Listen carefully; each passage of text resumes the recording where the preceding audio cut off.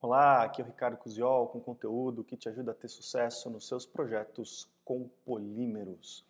Bem, para você que acompanha o meu canal aqui já há algum tempo, você já deve ter percebido que a minha missão aqui nesse canal é fazer com que a indústria do plástico seja mais eficiente, que ela utilize melhor os materiais, que ela utilize melhor os seus processos, que ela torne os seus processos mais eficientes do ponto de vista de consumo de material, consumo energético, em termos de custos, de forma que a gente possa criar produtos mais interessantes, que gerem mais valor para o consumidor final, né? E que, obviamente, que tenham um impacto ambiental mais positivo, né? Eu sempre falo aqui também que eu sou um dos primeiros a reconhecer que os materiais plásticos eles têm um potencial de impacto ambiental relativamente alto, quando mal utilizados, porém quando bem utilizados, quando utilizados da forma correta, quando eles realmente fazem a diferença, quando eles realmente agregam valor, é exatamente o oposto, eles têm um potencial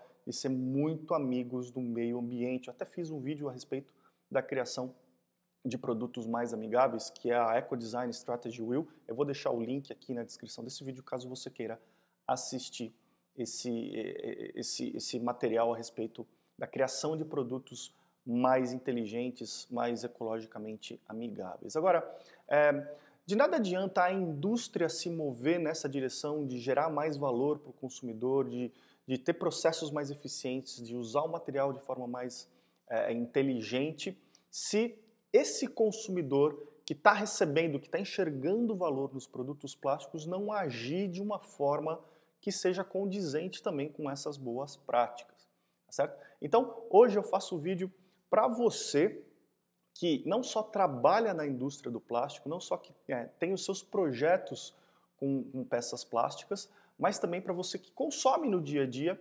artigos plásticos, que consome produtos que são manufaturados com esses materiais. E eu quero passar para você alguns pensamentos que eu tenho a respeito disso, certo? Eu, como sempre, preparei um breve PDF com algumas guias de atitudes, de ações que podem ser seguidas de forma a ter um hábito de consumo de materiais plásticos, de artigos plásticos, bastante interessante, bastante inteligente e sustentável. Ok? Então, para você poder baixar esse PDF, basta se cadastrar na minha lista VIP. E para isso, clica no link que está na descrição desse vídeo, deixe seu e-mail na página que vai se abrir. Nesse endereço você vai receber uma mensagem minha. Entra nessa mensagem, clica no link que está lá dentro, efetiva o seu cadastro e você vai ter acesso imediato ao download desse PDF. Se você já está cadastrado na minha lista e quer fazer o download também, segue o mesmo procedimento. Clica no link que está na descrição desse vídeo ou no botão que está embaixo da janelinha do vídeo. Deixe o seu e-mail novamente para saber que é um assunto do seu interesse e você vai receber o acesso ao download do PDF. Tome cuidado e verifique se o meu e-mail não foi parar na sua caixa de spam. Eu tomo uma série de medidas para que isso não aconteça, mas um outro caso pode passar. Então, se demorar mais de alguns minutos para você receber o meu e-mail, vai lá na caixa de spam e dá uma procurada por ele, ok? Muito bem.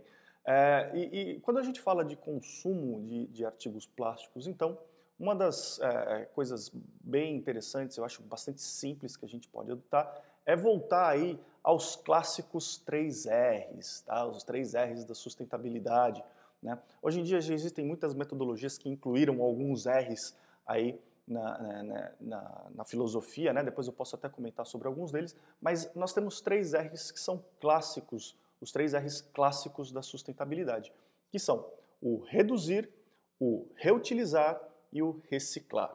Aí eu quero falar alguma coisa a respeito desses 3Rs para você, consumidor de artigos plásticos, e dar algumas dicas de atitudes que você pode ter em cada um desses 3Rs, de forma a ter, então, um consumo mais inteligente, mais amigável e que torne esses materiais tão importantes realmente úteis, gerem valor não só para você, mas para toda a sociedade, ok? Então vamos começar com o primeiro R, que é o R do reduzir. O R do reduzir, eu acho que é um dos mais interessantes, um dos que eu mais gosto dessa filosofia, porque ele abrange toda a cadeia, né? Desde o fabricante da matéria-prima até realmente o consumidor final. E você, como consumidor final, tem o poder de decidir, tem o poder de escolha daquele produto que favorece o R. Em que sentido? Aquele produto que usa menos material, aquele produto que faz a sua função, que é eficiente na sua função, mas consome menos material para ser fabricado. Então, por exemplo, sacolinhas mais finas, sacolinhas de supermercado, embalagens, né?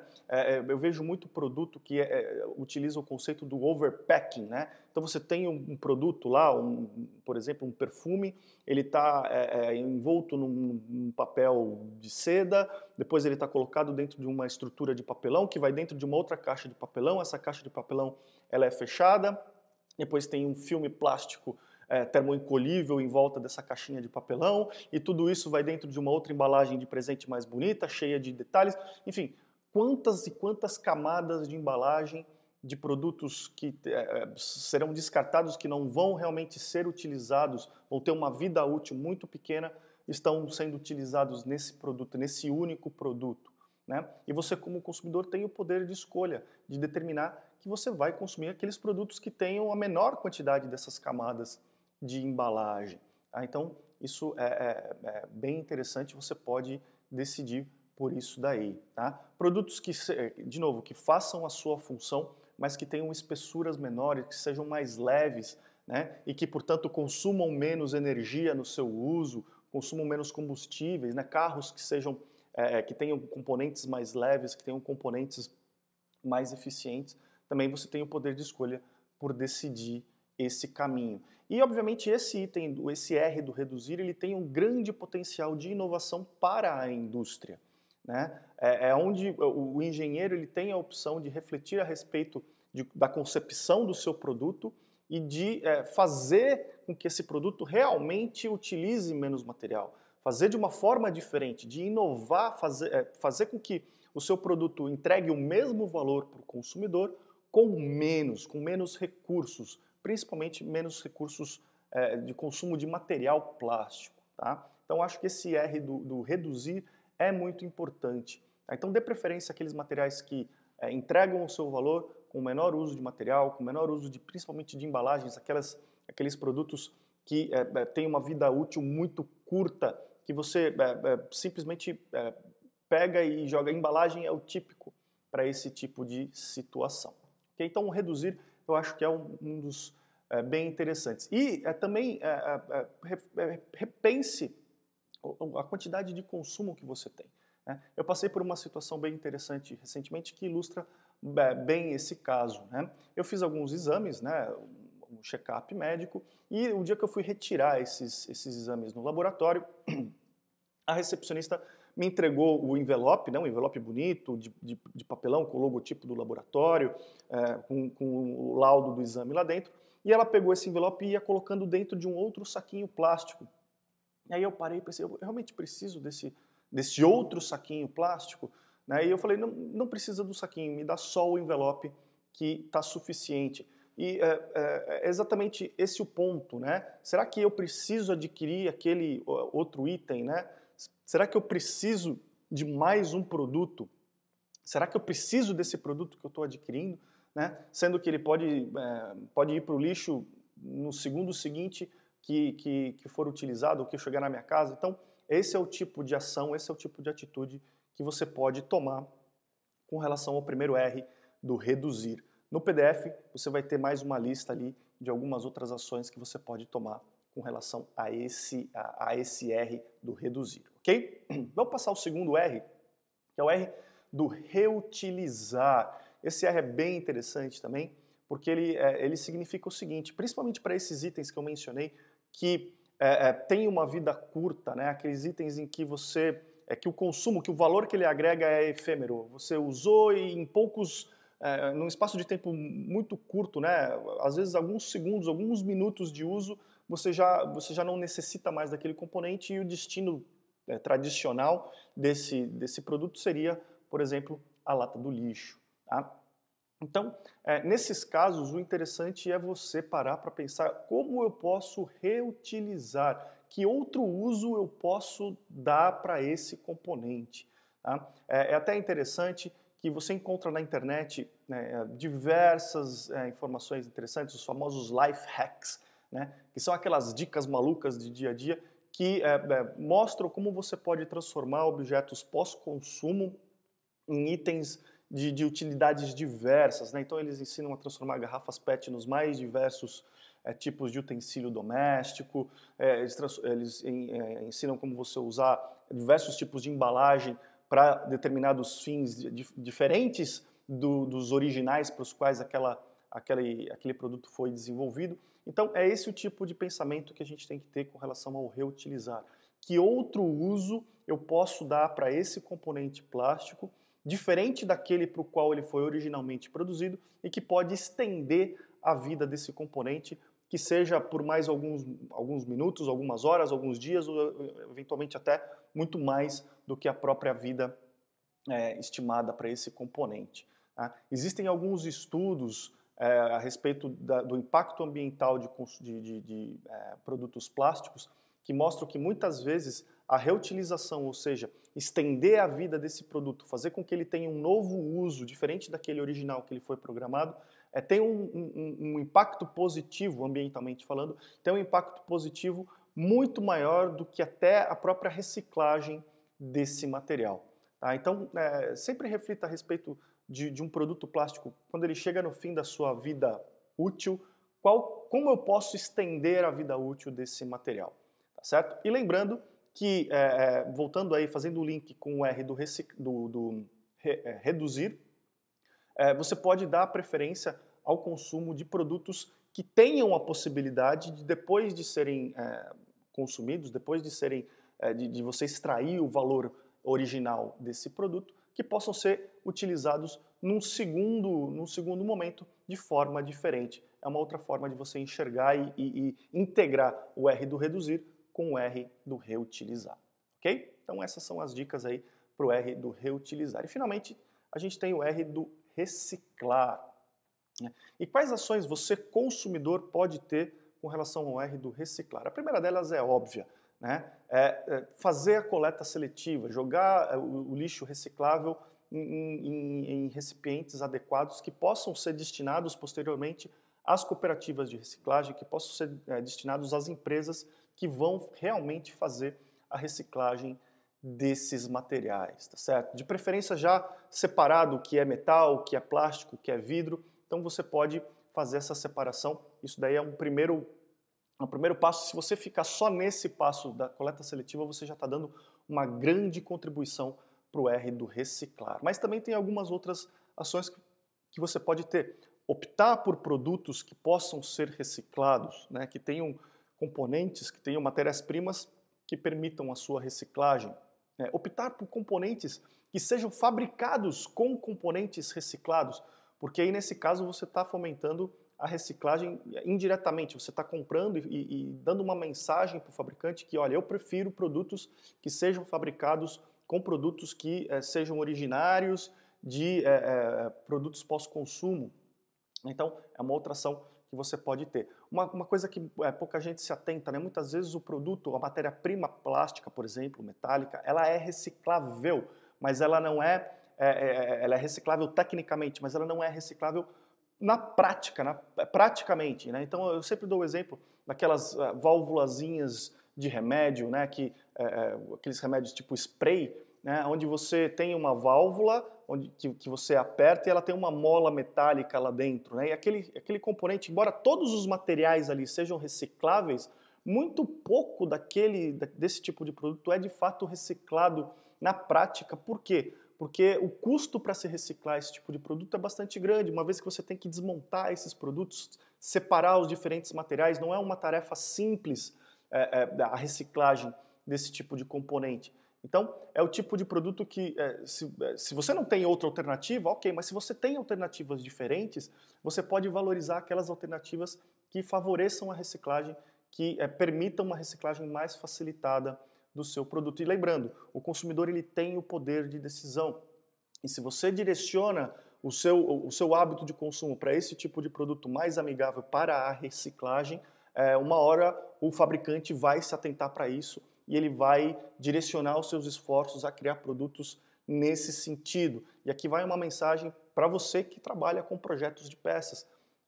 Comece a pensar em como você pode criar produtos que permitam, depois do fim da sua vida, a reciclagem. Não só a sua reutilização, mas a sua reciclagem também, né? Produtos que sejam fáceis de desmontar, fáceis, ou que não necessitem de desmontagem para reciclagem, produtos que possam ter o fim da sua vida otimizado, tá certo? Então, com essas ações, você também pode favorecer e ajudar essa questão no R da reciclagem. Uma outra ação que você, consumidor, pode ter com o R da reciclagem, que eu me lembrei agora, é que existem muitas iniciativas no mercado de empresas, de cooperativas, enfim, de empreendimentos que visam, enfim, criar novos meios de fomentar a reciclagem. Alguns deles, inclusive, participam de projetos de crowdfunding, que são aqueles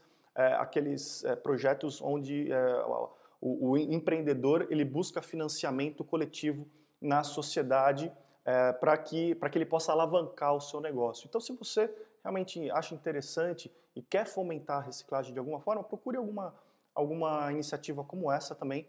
Incentive o empresário, o empreendedor a investir nesse tipo de negócio. Você também vai estar contribuindo aí para aumentar a eficiência do R da reciclagem, ok? Então são esses os 3 R's clássicos da sustentabilidade.